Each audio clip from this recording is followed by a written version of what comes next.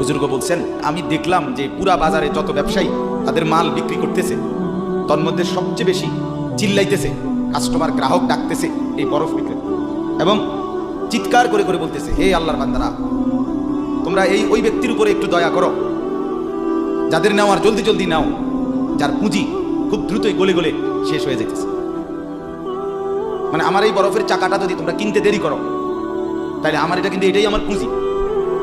এখন এটা যদি দেরি করো তাহলে গলে গলে কি হয়ে যাবে, আমার পুঁজি শেষ হয়ে যাবে, আমি আর বেচবো কি? তাই বরফের চাকাটা এমন না যে যতক্ষণ বেচা হবে না ততক্ষণ গলবে না, এমন সে গলতেই আছে, বেচা হোক কিংবা না।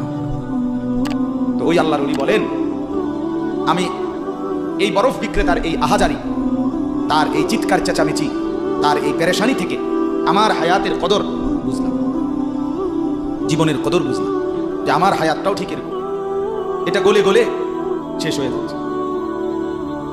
প্রতি মিনিট প্রতি সেকেন্ড আমি ঘুমে থাকি কিংবা সজাগ থাকি, আমার হায়াত শেষ হচ্ছে।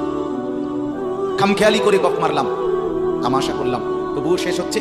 কঠোর পরিশ্রম করতেছে ওই ব্যক্তির সময় কি হইতেছে, হায়াত শেষ হচ্ছে।